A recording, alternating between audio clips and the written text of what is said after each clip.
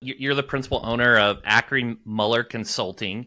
So, yeah, let's break that down. How do you assist attorneys in assessing cases from a toxicological perspective? Especially for personal injury litigation. When would one of those individuals, who would be the right fit to contact you? And tell me a little bit about that. Well, hopefully the attorney, and in many cases, it's a personal injury attorney, although it could be a criminal attorney or a prosecuting attorney, as well as civil defense attorney. But a lot of them are personal injury attorneys, and so they're kind of putting out their own coin for the case in many situations. In other words, they're taking the risk financially to decide, is this a viable case or not? How much time, effort, and money am I going to put towards this case? And they are the legal experts, right? So we can't be a master of all trades, so to speak. Personal injury attorneys know the law, they know the ins and outs of trying these cases, but what they often lack, although I could probably count on one hand when I've actually worked with an attorney who has a science or a medical background, but most of the time they don't. And they want to know all that they can about the science of their case, in my case, the toxicology, so they can decide, is this a viable case? And if they decide this is a viable case, what are some of the strategies I can put together, knowing not only the strengths of my case from a scientific point of view, but equally as important, what are the weaknesses of my case? Because you better believe the other side and their expert is going to figure that out. And the attorney has to be ready with their strategies to address those. Let me ask some, and I'm not an attorney, so these maybe very rudimentary questions, but forgive me. Right now there's, would toxicology, would that apply to things like the mass torts, like, Ozempic and Monjoro's talked a lot about, Suboxone, Paraquat, like, are those in kind of in your lane, or would you speak on behalf of those? Oh, that's a really good springboard for what I'm about to describe. So, I say I'm a toxicologist, and Mm-hmm. specifically, I'm a clinical toxicologist. So, the focus of my toxicology, practice and knowledge is in the assessment and care of poison patients. So, the key word being patients. Mm-hmm. So, in cases like mass tort, it may be somebody who's a preclinical toxicologist, meaning they understand all the toxicology data that went into getting a drug approved. Or let's say if it's a mass tort case and it's an environmental poison, there's an environmental toxicologist that would be on board. So when the question becomes, what does this drug do to people? How does it make them act? How does it make them feel? How does it make them think? And then being able to tie it to, well, what happened in this specific case to really, really bring it home for the trier's effect, that would be a clinical toxicologist, or a medical toxicologist. And the difference there is a medical toxicologist is a doctor of medicine, an MD, Mm-hmm. or DO, and I am a PharmD, a doctor of pharmacy. So you bring up Suboxone.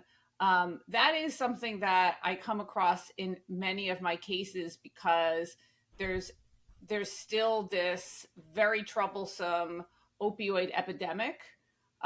Actually, most of my postmortem cases, meaning cases that led to death for one reason or another, whether it be an overdose or there was, homicide and there were drugs found, the opioids are almost always coming up in these postmortem cases. And Suboxone is used to try and treat opioid use disorder. Yeah, and it seems like there's a lot more visibility. You got all the books and TV shows and Netflix shows about the Sackler family and that whole line. So I'm gonna give you the floor for a couple case studies, but would this be like, let's say, we've got some niche specialists like nursing home abuse attorneys, nursing neglect, right? Would it be like they have a person at their facility and maybe they don't, maybe they OD them or something? Would that be a scenario where that we're speaking to the patient? Could you give me a couple specific situations that you've helped on?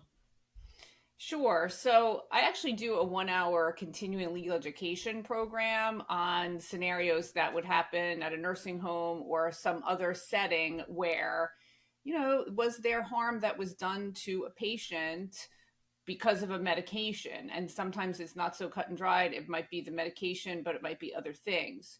So in the case of a nursing home, you have older adults. And unfortunately, with age comes possibly multiple medical problems. And with multiple medical problems, you're on multiple medications. So, an attorney might think, okay, well, I want to see if this unexpected, unfortunate event that happened to this nursing home resident had to do with the long list of medications they were on. And perhaps the attorney is just going to say, well, let's look at dosages. So we have an old adage in toxicology, the dose makes the poison. And that's certainly true. Like anything, depending on the quantity, has the potential to be a poison, and drugs obviously being no exception. But that's only the starting point. So I'll give you some scenarios where there could be a medication misadventure, and it's not necessarily just because of the dose. It may be drug interactions. So there's some drugs, even if the dose is on the lower side, they don't play well with each other. And there's different levels of interactions from, okay, we're going to have this patient on these medications in combination, but maybe something minor will happen. Or the other end of the spectrum is you never have these two drugs together. It could lead to serious toxicity, if not death. And other than the dose and the drug interactions, there's also monitoring. I mean, one of the things that I learned very early on in my undergraduate program in pharmacy is being able to educate the patient, because we're not there monitoring the patient all the time. They have to know what to look for. What were they counseled about? And then what was the responsibility of the prescriber for follow up, for monitoring? Maybe that means going in for laboratory testing, either drug levels or some other testing to make sure that this person isn't being pushed over from the therapeutic range to an area that they can become toxic.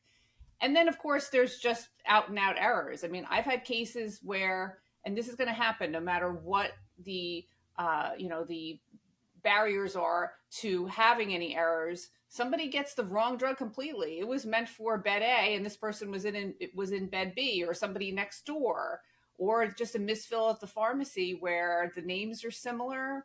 This is a battle that's always being fought in terms of patient safety, to be able to Mm-hmm. make sure that the right patient gets the right drug at the right time, at the right dose, in the right combination. So there's a lot that goes into it.